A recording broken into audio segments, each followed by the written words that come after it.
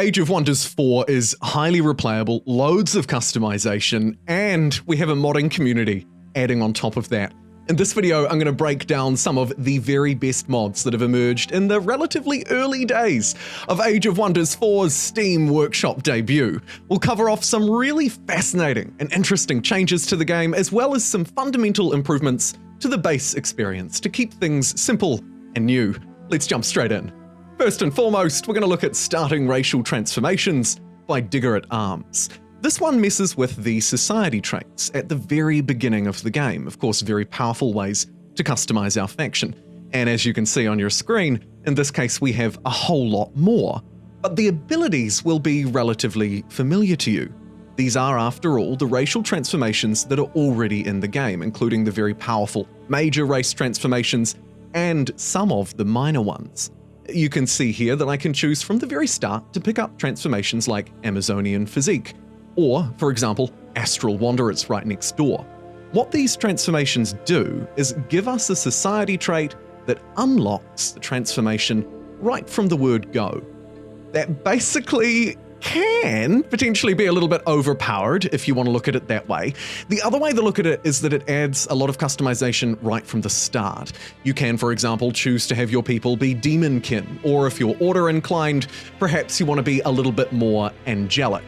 One thing that's important to note is that you can't cross these with one another. You'll notice that there are a lot of incompatible society traits, and that's for good reason, because these major transformations are very strong.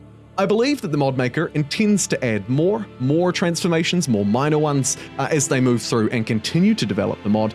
And I would also note that there's some incredible potential here out of this mod maker, Digger at Arms, with wider packs where they've taken to transform Age of Wonders 4. We'll take a little bit of a closer look later down the line.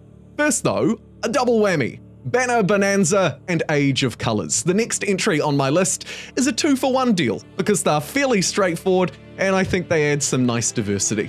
Firstly, of course, on the subject of banners, we have a lot more options to pick from, and the map maker is taking a lot of feedback on more things to add, I noticed on the Steam Workshop page. Alongside those wonderful new pictures, of course, we have a lot of new colour, not just for our ruler and empire, but also for their slick hairdos. It's a nice way to add a bit more customization, frankly, some that I think should have been there from the very start. Moving along, we have Tome of Arachnids. This is one of our tome-focused mods. There are a lot of good ones emerging. I'll touch on them a little bit later. Let's have a look at Arachnids to begin with, though. This is a Tier 1 tome. It provides us with a little bit of nature and shadow affinity. And its thing is really all about spiders, as you can see, unlocking the ability for us to actually craft, generate, train spiders inside of our city, instead of summoning them in. It provides just 2 additional benefits: Spider's Webs, a debuff spell, and Weaver's Hive, which is actually a city structure, something we don't often see this far down in the tiers, so we do have a little bit of diversity despite not having a whole load of options on offer. Of course, the focus here is around spiders, pulling them into your ranks, slowing or immobilizing enemies. I found, naturally, there's some great synergies within the wider nature affinity. You could also move down a chaos line. I mean, the options, the opportunities are endless. That's the whole point around modding Age of Wonders 4. Also, of course, important to note, as I mentioned, you'll get those affinities and a spider layer, an improvement that you can completely forget about building, but this one gives you the hunter spider, so maybe it's better than the average improvement. Bringing your spiders into the game so early on and avoiding the need to summon them is very strong. And as I mentioned, it's actually comforted really nicely by this Weaver's Hive. It provides gold and food, but crucially, it gives +2 starting rank to every spider that we train in the city, giving us another slight benefit over summoning them in, which of course carries its own benefits, like being able to place them almost wherever you like. A downside to training them is that we can't do that, so there are a little bit of trade-offs here. Although you won't have to trade much off to cast your spiderweb spell, I found it to be incredibly useful, very fun in the early game for immobilizing and slowing enemies and picking them off.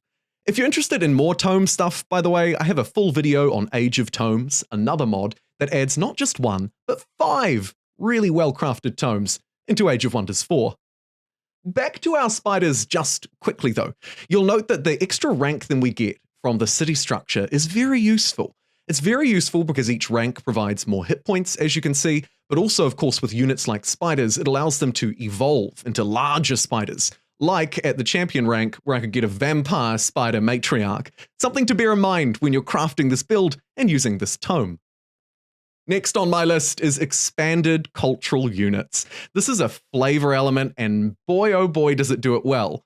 You might have noticed, if you've been watching very astutely, that some of my units may look a little bit different from a standard, say, feudal build. Of course, not all of them have, my spiders for example, much the same, but what this mod does is adds a lot of flavor, not just visually by the way, but actually it also adds literally new units to almost every level. In Barbarian, we have a tier 1, 2, and 3 units, the Shield Maiden particularly cool. Dark, the same, 1, 2, and 3, up to a Headhunter. In the Feudal category, you get a lot, like a lot, right the way up to tier 4, a Knight, very strong. Over on the high side, we get the Phoenix Keeper at tier 4, a very flavorful unit. They need more of those. In the industrial side, just a couple of sharpshooters and shield breakers. And then finally, on the Mystic front, you get 3 units, like the first ones we were looking at, tier 1, 2, and 3, completely revolutionized. So shout out to you, Digger at Arms, for producing a really interesting pack, providing more units and more cultural diversity to Age of Wonders 4. This one I really enjoyed. Next up on my list is relatively simple, smaller combat banners. We haven't really touched on combat much, and I wouldn't expect a lot of mods to mess necessarily with the dynamics of combat, but rather add things around the edges, right? Tomes of magic, extra spells like my spider webs that we saw earlier, that kind of thing. This one is, of course, literally just an aesthetic overhaul. You will have noticed already that the banners on top of the units are very, very small. When we're moving around normal combat, when we don't have a unit selected, they're quite small indeed. In fact, I should note that a few people have commented on the Steam page that they're almost a little bit too small, perhaps difficult to read, so you might want to factor that in. Something to note though is that when you select a unit, it does make its banner a little bit bigger, a little bit easier to read some of the numbers and the kind of information that you might need to actually carry out a successful attack. Like most of the mods on this list, and of course because Age of Wonders 4 is relatively new, they're still taking in feedback, adding changes, new features, and I'm pretty confident, and it seems that the developer of this beautiful but relatively simple change, thank you Grumpy Old Dwarf, will continue to do that. It essentially just makes the unit combat banners smaller during tactical fights. They're enlarged, of course, when we select a unit. Another thing that I'd like to note, while I can quickly take the opportunity to do so here, is that, and this answers a frequently asked question that I had on my previous video, all of these mods, and in fact, almost all of the mods on Steam, tend to make really good advantage of the AI. The AI does build and use or fight with these units inside of this mod pack, for example. So all of the new cultural units that you might choose to pick up through Digger's expanded collection are fully playable by the AI. The same goes for the likes of the Tomes of Magic that we've covered off earlier and the starting racial traits. So keep in mind that the AI will work to it. Those of you who are interested in playing multiplayer, most mods are compatible, but you will want to take note and just double check that you're not sort of complicating things a little bit too far.